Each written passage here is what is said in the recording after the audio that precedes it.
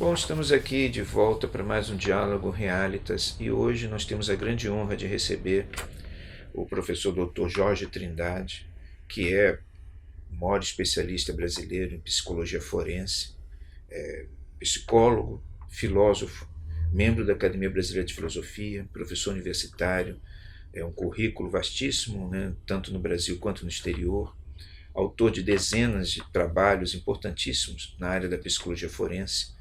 Então hoje para nós é extremamente importante estar aqui com ele e poder compartilhar, né, do conhecimento que ele tem e divulga. Ele é também diretor do Instituto de Psicologia Jorge Trindade, que é um centro de referência importante na área de especialidade. Então, inicialmente, eu gostaria de perguntar ao Dr. Jorge Trindade como ele chegou à psicologia forense. Como que na vida dele essa questão da psicologia forense foi se impondo como principal objetivo da sua vida profissional, principal questão da sua existência também, né? Então, essa é uma primeira questão e agradecer, é claro, a sua presença aqui entre nós. Eu fico muito honrado de poder participar dessa atividade no Instituto Realitas, professor Edgar, é uma grande honra. E também a oportunidade de poder falar um pouco sobre uma trajetória que é muito pessoal. Eu comecei os meus estudos pela formação na área das ciências jurídicas e sociais. E, simultaneamente, fazia na Universidade Federal do Rio Grande do Sul também o antigo curso do Instituto de Filosofia, Ciências e Letras. A verdade é que eu concluí o curso de Direito e tive uma grande facilidade no sentido de que 15 dias depois abri um concurso para a carreira do Ministério Público e eu logo depois me tornei promotor de justiça e fui percorrer as cidades, as comarcas do interior do estado. Poucos anos depois, já chegando perto da capital, no Rio Grande do Sul, Porto Alegre, então retornei à universidade para concluir algumas disciplinas faltantes do antigo Instituto de Filosofia, Ciências e Letras. Acontece que houve nesse entretempo a reforma universitária. E para concluir o curso de filosofia, que já estava no final, eu precisaria de mais 2 ou 3 anos revisando cadeiras já realizadas. O que me deixou numa situação de um certo desconforto, e então me vi convocado a fazer um novo vestibular.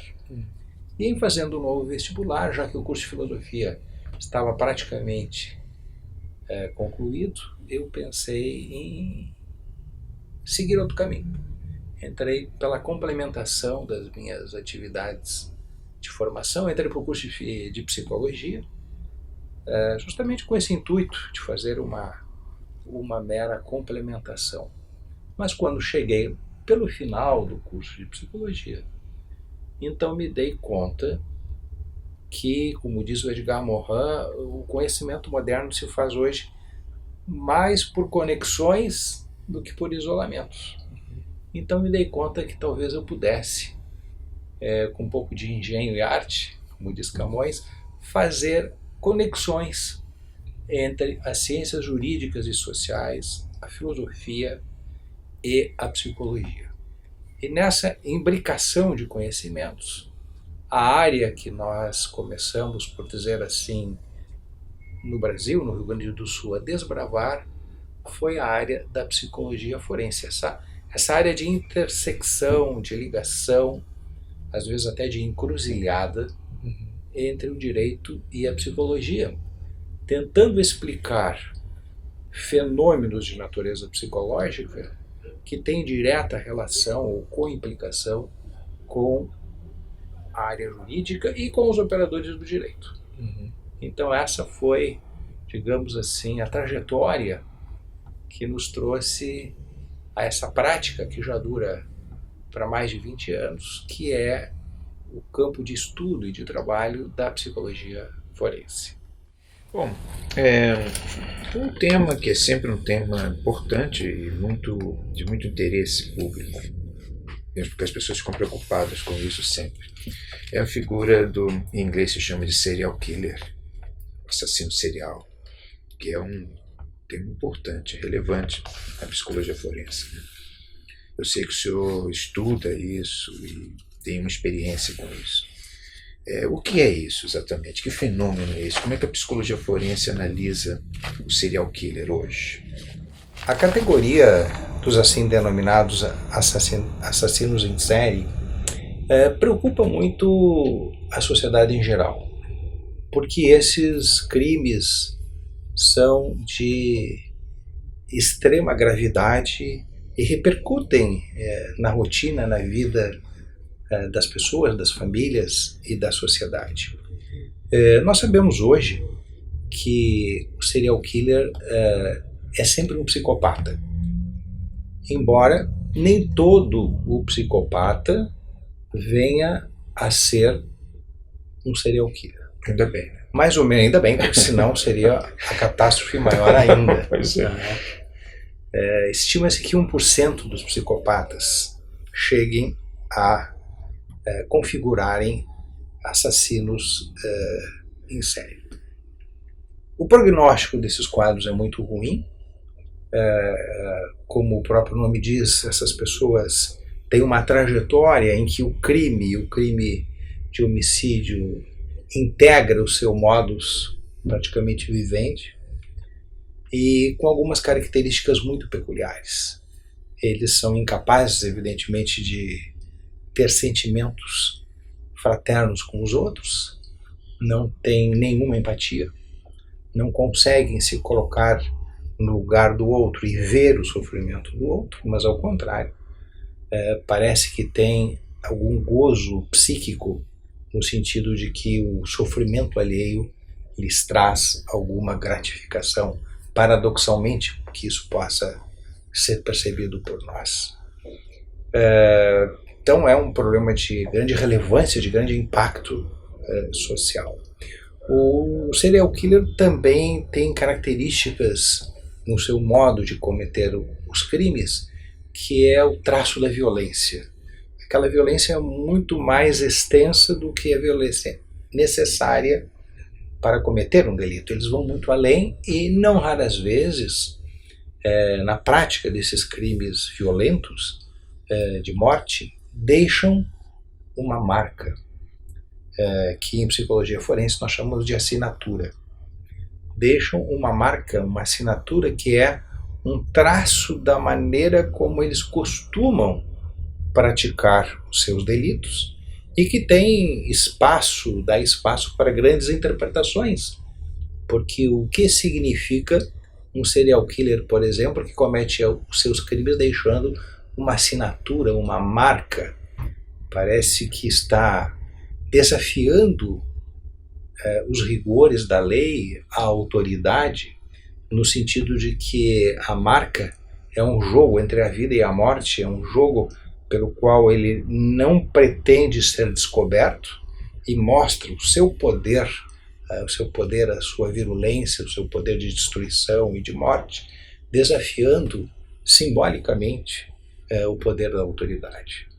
Então são conhecidos na história são conhecidos alguns sujeitos com essas características de assassinos em série, que deixaram uma determinada marca, um determinado tipo de lesão, ou uma peça, ou um lenço amarrado no pescoço da vítima. São características que denotam, do ponto de vista psicológico forense, o confronto do crime, digamos assim, essa metáfora de um orgulho de ser criminoso com o poder da autoridade. São personalidades muito típicas dentro do estudo da psicologia forense, aliás, que reclamam cada vez mais estudos, porque há muito a se descobrir nesse campo, mas também nós sabemos que todos eles têm essas condições que configuram uma personalidade do tipo psicopática. Os psicopatas estão sempre dedicados a fazer o mal ao outro, à sociedade, e não tem nenhum remorso pelas práticas delituosas que realizam.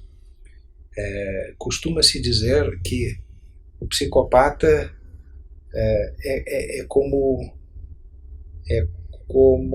o gato. Ele só pensa nele mesmo, ele não pensa no rato. Mas a diferença entre o psicopata e a vítima é que o psicopata, diferentemente do rato, sempre sabe quem é o gato. Então, nós temos assim até esse jogo de palavras, mas que mostra muito bem essa maneira peculiar de funcionamento psíquico desordenado, caótico, mas ao mesmo tempo organizado no que tange ao crime, né? A essa, aspas, vocação ao crime. É um comportamento muito organizado, muito planejado, o que faz com que seja muito diferente de um sujeito que eventualmente na sua trajetória existencial, por razões múltiplas, às vezes de ciúme, às vezes de rancor, às vezes numa própria reação, vem a cometer um crime e às vezes até um crime de homicídio. É muito diferente, porque as estruturas de personalidade estão organizadas, né, com elementos muito distintos.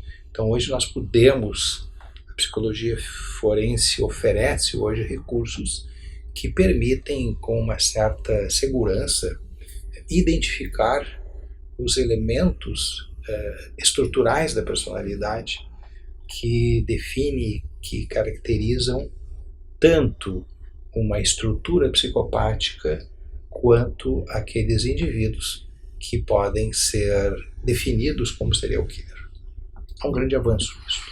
Isso, o serial killer ele tem cura?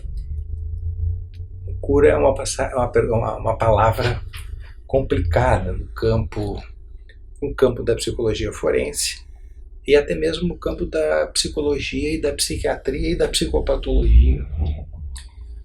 A gente pode dizer que o prognóstico é muito sombrio, que o prognóstico é muito ruim, ou seja, as relações de investimento, a relação custo-benefício não apontam para tratamentos eficazes quando se trata de pessoas, de pacientes que possuem uma estrutura de personalidade do tipo psicopático.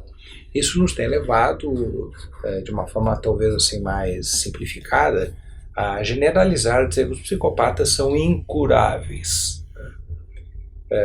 No estágio do desenvolvimento da ciência psicológica e da psiquiatria, nós hoje podemos dizer que os resultados são muito limitados.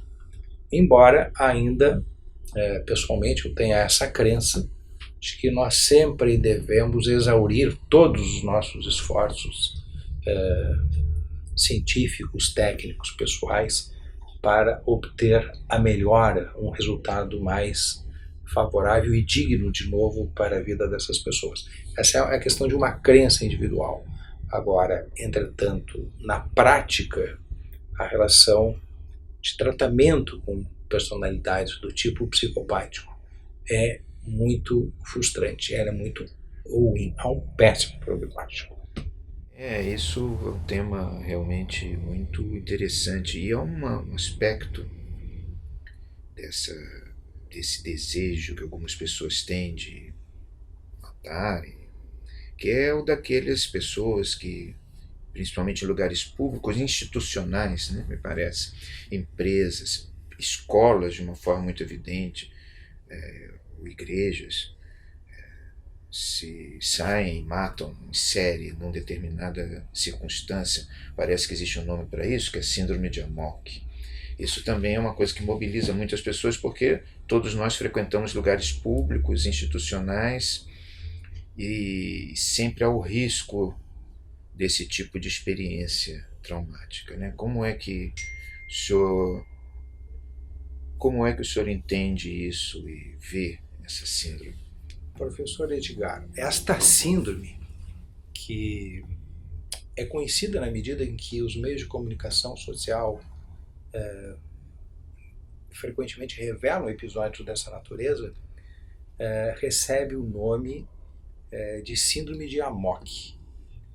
Amok é uma palavra um pouco estranha, mas ela tem a origem malaica e estaria relacionada originariamente a um tipo de punhal muito afiado, muito perigoso, que o malaico usa e que, eventualmente, em um surto de natureza psicótica, o malaico então sai com esse punhal pelas ruas, como uma pessoa desnorteada, enfurecida, que é uma das características do surto psicótico, sai pelas ruas com esse punhal gritando Amok, Amok, Amok, e nesse percorrer vai com o punhal ferindo, assassinando todas as pessoas que encontra pela sua frente, como se fosse, por assim dizer, um elefante desgarrado da manada,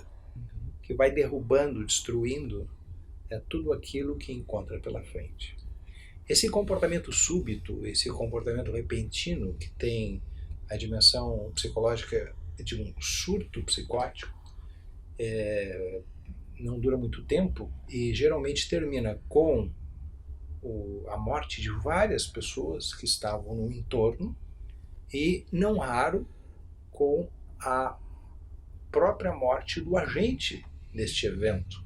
Ou a morte porque o próprio sujeito suicida, né, ou suicídio final, ou porque ele é morto, então, pela polícia, pelas autoridades, ou por alguém que busca frear essa descoordenação, como eu dizia antes, como se fosse um elefante desgarrado da manada que sai rompendo, derrubando e assassinando tudo aquilo, todas aquelas pessoas que encontra pelo seu caminho. O que chama, entretanto, muito a atenção nesta síndrome, que está muito correlacionada com uma síndrome pertencente à cultura. Nós chamamos a síndrome de Amok como uma síndrome de uma determinada cultura. E por que se questiona esta síndrome desenfreada de impulsividade, em que o sujeito vai assassinando e destruindo tudo aquilo que vê pela frente? Porque o mais paradoxal de tudo, professor Edgar, é que esses episódios acontecem em espaços privilegiados. É um espaço sempre de cultura, ou é numa escola, ou é como foi aqui no Rio de Janeiro, há uns anos atrás, no Realengo, né? Como já aconteceu em Argentina, como acontece nos Estados Unidos com frequência, infelizmente, enfim, em vários países, mas sempre com essa característica. Há uma relação desse agir desenfreado com um espaço privilegiado, um lugar relacionado à cultura. Ou são escolas, universidades, igrejas, teatros, lugares de reunião pública onde se celebra a cultura. Eu acho que é aí que reside exatamente o grande paradoxo desta condição ou desta entidade psicológica ou psicopatológica, que é um ataque à cultura. Porque o que se espera em uma universidade, em uma igreja, em um lugar que celebra a fraternidade, a igualdade, a paz, o respeito ao próximo, a educação? Então, essa síndrome parece que guarda, ainda que ao fundo, não é, mascarado, um ataque à cultura, um ataque àquilo que promove a condição humana e que o sujeito, por razões não conhecidas, né, que tudo é multicausal, há várias causas que podem se congregar e levar a um episódio psicótico desse porte, mas sempre voltado a um ataque a um grupo que representa aquilo que disse mais sublime na condição humana, que são as relações pacíficas, as relações de fraternidade, os espaços que respeitam a diversidade, a pluralidade. É ali que parece que se faz um lugar de escolha para que esses sujeitos que têm esse transtorno gravíssimo e desorganizador da vida individual, porque é um desorganizador, porque é evidentemente um fenômeno psicótico em que a personalidade se rompe como se fossem cacos de vidro, né, de um grande cenáculo de vidro que se esparrama em pedaços. Essa personalidade se rompe, mas ao se romper ataca, estilhaça, por assim dizer, né, a sociedade no seu âmago cultural, naquilo que existe de mais sublime que a cultura produz, que são experiências da educação, da fraternidade, da solidariedade, como eu antes referia. Parece que esse digamos assim, a pedra de toque desse tipo de comportamento que nós conhecemos hoje como síndrome de Amok.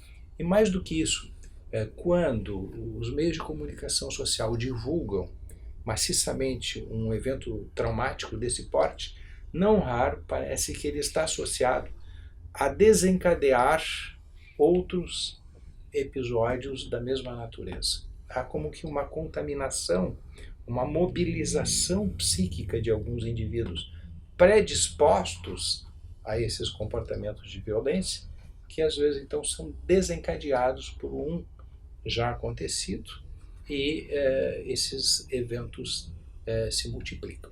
Geralmente, professor Edgar, esses autores, esses sujeitos, indivíduos, têm algumas características comuns, como uma adolescência muito solitária, sem comunicação com outros adolescentes, sem amigos, sem histórias afetivas nas suas relações familiares, e são definidas como personalidades do tipo esquizoide, né? Introvertidas, solitárias, que não têm boas estratégias de comunicação, geralmente associado a um mau comportamento na escola ou na família, pequenos comportamentos disruptivos, mas pessoas muito em si mesmadas, que às vezes gastam muito da sua vida se dedicando a filmes de violência, a assistirem solitariamente programas hoje em dia com os meios mais modernos de comunicação, mas algo que é muito solitário, muito sofrido. Parece que há uma predisposição nas pessoas que possuem esse tipo de funcionamento psicológico a eventualmente ocorrer ali um gatilho que desencadeia, ou que pode vir a desencadear uma síndrome contra a cultura, uma síndrome da cultura que nós conhecemos com o nome de Amok e que geralmente faz muitas vítimas, como por exemplo numa escola, né, o indivíduo volta para uma escola que muitas vezes da qual já foi participante, né, e lá mata ex-colegas, ex-professores, infelizmente 8, 10, 12, muitas pessoas, mostrando que realmente que é um evento trágico do ponto de vista da comunidade, do ponto de vista do agente, mas que está relacionado, ao fim e ao cabo, a essa questão de também significar, de também simbolizar um ataque à cultura. Depois do desastre de Columbine, daquele massacre, me parece que começou a circular uma certa visão sobre o assunto, de que esses acontecimentos trágicos eles podem ser minorados ou revertidos através de políticas educacionais de combate ao bullying, o que se chama de bullying. Eu gostaria de ouvir a sua opinião sobre isso, para saber se realmente as políticas de combate ao bullying previnem os massacres e até que ponto podem prevenir, né, e se são eficazes no que diz respeito à síndrome de Amok.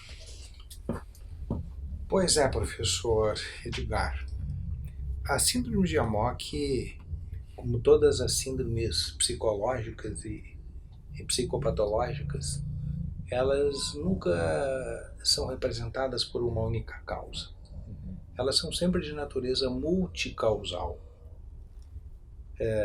E, portanto, biopsicossociais, como se tivéssemos aí no mínimo um triângulo em que os aspectos biológicos, heredofamiliares, os aspectos psicológicos do mundo interno e também os aspectos do ambiente, não é, se congregam em algum momento, fazem uma constelação de fatores e contribuem para a eclosão de um incidente de natureza psicopatológica. Assim não é diferente quando nós falamos dos crimes violentos e em especialmente, da síndrome de Amok.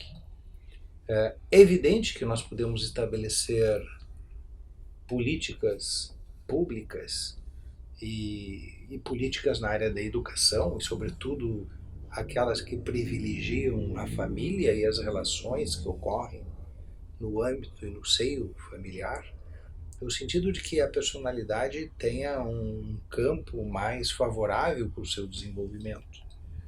E não há dúvida que a família e a educação são fatores importantes e imprescindíveis no bom e no saudável desenvolvimento da personalidade, desde o seu início, desde o início da vida humana.